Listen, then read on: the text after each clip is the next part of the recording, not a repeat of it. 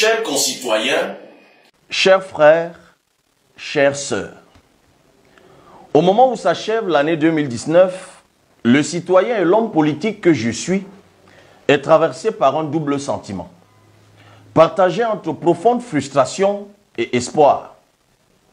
Sans doute la frustration, nous sommes nombreux à l'avoir en partage, mais nous sommes aussi Camerounais, des références mondiales du fighting spirit. Rendu au mois de décembre 2019, tous nos indicateurs sont inquiétants ou en voie de l'être. Sur le plan socio-économique, le Cameroun a enregistré cette année une croissance de 4,3%, positive certes, mais bien trop faible en comparaison aux pays de même catégorie et de même potentiel, tels la Côte d'Ivoire, dont le taux de croissance culmine à 8%. Et pendant que la croissance piétine, la pauvreté évolue quant à elle à une vitesse éclair. En effet, depuis 2007, le taux de pauvreté a progressé de plus de 12% et le pays compte aujourd'hui plus de 8,2 millions de pauvres, dont 56% résident dans la seule partie septentrionale. L'inflation a fait un grand bond pour se situer à 2%, alors qu'elle était de 1,1% en 2018. Cela est notamment dû à une fiscalité prédatrice sur les produits de grande consommation qui a considérablement rogné le pouvoir d'achat des ménages camerounais, déjà dans un état critique depuis plusieurs années. Même si le taux de chômage a encore tourné cette année autour de 17%, certaines études montrent que l'ampleur du sous-emploi chez les jeunes est d'environ 70%. Tout au long de cette année, le pays a enregistré des événements qui ont contribué à plomber sa fragile économie. Le fameux glissement de la canne, probablement en raison de la malgouvernance endémique, a compromis cette opportunité pour le pays de bénéficier du boom des recettes touristiques. Sans compter ces chantiers pharaoniques non achevés alors que l'endettement ne cesse de prendre de la hauteur. Que dire de l'incendie toujours non élucidé de la Sonara, l'unique raffinerie qui a poussé le pays à importer davantage de produits pétroliers. Cette situation contribue à aggraver la balance commerciale qui était déjà déficitaire avant cet incident majeur de 313 milliards de francs CFA, soit 8,3% du PIB. Et les jours qui viennent n'augurent pas de perspectives rassurantes dans ce domaine.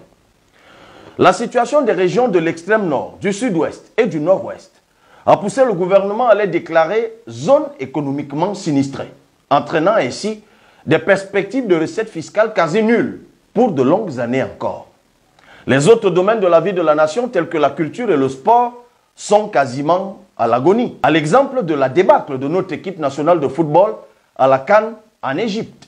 S'il y a lieu de se féliciter avec emphase des performances des Lions du volleyball et des U17 football qui ont remporté des victoires africaines, il demeure que le Cameroun s'est fait remarquer négativement en occupant des places peu envieuses dans des classements internationaux tels que l'indice de perception de la corruption où il occupe la 152e place sur 180 ou le classement Doing Business où le pays est classé 166e en 2019 ayant ainsi reculé de 3 places par rapport à 2018.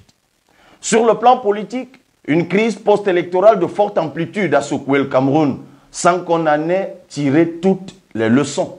Le retentissant appel à l'assainissement du code électoral a été royalement ignoré. Sur le plan social, l'eau potable, les soins de santé, le logement décent, l'énergie électrique demeurent du luxe pour nombreux d'entre nous. Mes chers compatriotes, si on ne s'était limité qu'à de telles difficultés conjoncturelles, nous aurions, grâce à notre exceptionnelle résilience, continué d'espérer, même sans trop y croire, à des jours meilleurs. Mais la plus grande douleur et la crainte de chaque Camerounais, comme vous et moi, c'est surtout la fracture sociale et du vivre ensemble, dans laquelle notre pays se dirige comme une voiture sans chauffeur, lancée à vive allure. L'élite, par ses scandales teintés de clientélisme et d'égocentrisme, vit désormais déconnectée des besoins et des réalités du bas peuple, qui, négligé et méprisé, bout de colère. Il ne se passe plus une seule semaine sans que ne soient révélés des scandales de dépenses somptuaires, de népotisme, de corruption, lors de la passation des marchés publics, dans l'admission à de grandes écoles ou l'acquisition des biens publics. Baignant dans une atmosphère de faible redevabilité sociale et d'impunité entretenue derrière une parure d'arrestations spectaculaires, ces élites semblent hors d'atteinte des sanctions de la justice et des citoyens. Ces derniers, impuissants ou naïfs, se retournent contre leurs propres concitoyens en cherchant maladroitement des boucs émissaires à leur souffrance. Ainsi endoctrinés principalement par les entrepreneurs de haine et même des intellectuels respectables, les Camerounais ont créé des néologismes tels tontinard, sardinard, ou perverti des concepts tels qu'autochtones ou halogènes, consacrant ainsi le schisme entre de multiples communautés qui ont toujours vécu en paix et en harmonie. À cela, je dis fermement, vous vous trompez d'adversaire et de combat. L'unique adversaire qui nous opprime depuis 37 ans, c'est le système néocolonial oligarchique multitribal. C'est ce système-là qu'il faut dessoucher. Mes chers compatriotes, malgré cette période sombre que traverse notre pays, nous avons des raisons de garder la foi. Car, quand nous voulons, nous pouvons. Impossible n'est pas camerounais. Je le crois. Et la lueur d'espoir vient de la politique. En effet, alors que pendant plus de 20 ans, les Camerounais se tenaient à l'écart de la chose politique, tout a changé depuis 2017. Et ce changement s'est amplifié en 2019. Les Camerounais, surtout les plus jeunes, investissent de plus en plus massivement le champ politique avec chacun ses opinions, ses choix, ses perceptions et ses stratégies. C'est l'occasion pour moi de redire à mes camarades du mouvement 11 millions de citoyens et du Parti camerounais pour la réconciliation nationale de rester exemplaires en tout temps et en tout lieu. J'ai personnellement horreur des bassesses politiques et des attaques puériles et futiles contre des adversaires politiques.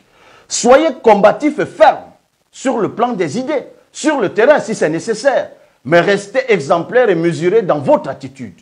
D'ailleurs, dans quelques jours, va s'ouvrir la campagne électorale pour les élections législatives et municipales du 9 février 2020. Je vous recommande de rester concentrés sur vos objectifs, vos programmes et projets de société législatifs et communaux. Brillez par la pertinence et rassurez par la sagesse. Tel est notre credo. Ne déviez ni à gauche ni à droite. Vous êtes le plus grand motif de satisfaction de ma modeste existence. En semant la graine de notre dynamique en 2017, je n'avais pas idée du nombre de mes compatriotes, jeunes et moins jeunes, qui reprendraient à leur compte la lutte pour l'émancipation politique des citoyens camerounais. C'est l'occasion pour moi de vous dire que le fait de participer à ces élections est notre première victoire. Nonobstant les entraves honteuses érigées par nos oppresseurs et que nous devons braver avec courage et fermeté, nous y allons pour éduquer les populations à prendre leur destin entre leurs mains. Car seule la politique et non la guerre et la violence doit être le seul moyen d'expression des peuples dans un monde civilisé. Je suis donc ému chaque jour de voir de nouvelles figures disséminées à travers le pays se battre pour constituer des dossiers de candidature, constituer des listes, nouer et dénouer des alliances politiques, se battre pour le contentieux préélectoral, élaborer des projets de société, parcourir quartiers, villes et villages pour l'expliquer, élaborer des stratégies de campagne et bientôt voter. Et surtout, surveiller le vote. Chers compatriotes, l'heure a sonné. Le temps est venu. C'est maintenant ou jamais. C'est le temps de la victoire de la nouvelle génération sur la classe passéiste qui décline inexorablement. Faites confiance aux candidats du Parti camerounais pour la réconciliation nationale, le PCRN. Dans les communes, nous apporterons la démonstration de l'allègement de la souffrance, de la capacité de construire et d'innover avec transparence, compétence et éthique par la gouvernance locale. Au Parlement, nous exercerons, comme jamais auparavant, la fonction de contrôle de l'exécutif. Nous impulserons des propositions de loi pour rendre notre économie attractive et efficiente, pour réviser et lever le secret sur nos accords de coopération, pour relever notre système éducatif, mettre un terme au chômage massif et à la clochardisation des hauts diplômés, construire un budget d'investissement dans l'agro-industrie et les infrastructures. Un jour nouveau s'élèvera le 9 février 2020. Je vous y engage, chers compatriotes, à tous les candidats qui portent l'alternative, Si les conditions électorales sont satisfaisantes, respectez le choix des urnes, tout en espérant, j'en suis convaincu, que vous gagnerez. Pour y parvenir, travaillez sans relâche à convaincre autour de vous que vous avez le meilleur projet de société. Ne prêtez surtout pas le flanc aux sirènes du découragement et des intrigues. La fraude électorale sera probablement notre pire adversaire. En attendant que nous remportions le combat de la révision du code électoral, prenons toutes les précautions avant, pendant et après le vote pour réduire ce phénomène à sa plus simple expression. Cela est possible.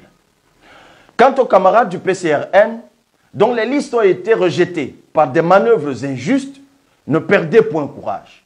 Nous mènerons le combat judiciaire tant qu'il sera possible, jusqu'à ce que justice soit dite. 2020 sera une année de challenge et de révélation. Le visage politique du pays sera complètement transformé. Et faites tout pour faire partie de l'histoire qui s'écrit sous nos yeux.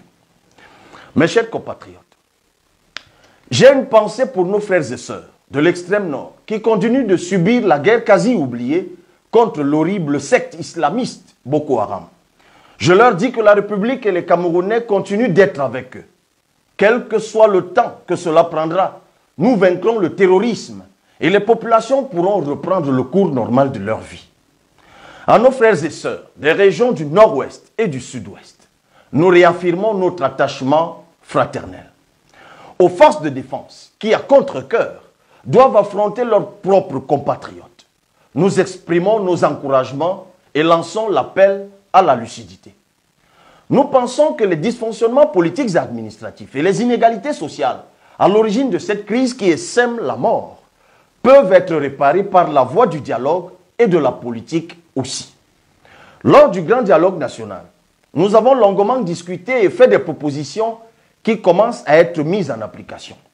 Le code de la décentralisation, s'il a consacré de théoriques avancées sur certains points, nous a laissé sur notre faim sur bien d'autres points, notamment le statut spécial. Tout cela peut être corrigé dès la session parlementaire de mars 2020. S'il faut repasser par le dialogue sans exclusion, j'en suis personnellement disposé. En attendant la solution durable qu'offrirait le fédéralisme communautaire, je demande à ceux qui n'auraient jamais dû porter les armes de cesser le feu pour donner une chance à la paix. Trop de sang a coulé. Je sais personnellement que certains se battent légitimement pour la justice sociale et le progrès. Discutons. Discutons de tout. Ces grandes nations que nous admirons tant ont été construites parfois dans le sang, certes, mais surtout dans la patience. Une patience tantôt millénaire dans le cas d'Israël, tantôt multiséculaire, notamment en Occident. Le Cameroun nous a précédés et doit nous survivre, bonifié par notre passage. Si la paix revient, si nous changeons le système qui est à bout de souffle depuis tant d'années, nous pouvons construire ensemble un Cameroun qui protège et qui libère les énergies. Il ne me reste plus, chers compatriotes, qu'à adresser à chacun d'entre vous mes vœux de succès, de santé, de prospérité sous la protection divine. Que Dieu nous accorde sa grâce, qu'il bénisse le Cameroun. Bonne et heureuse année 2020.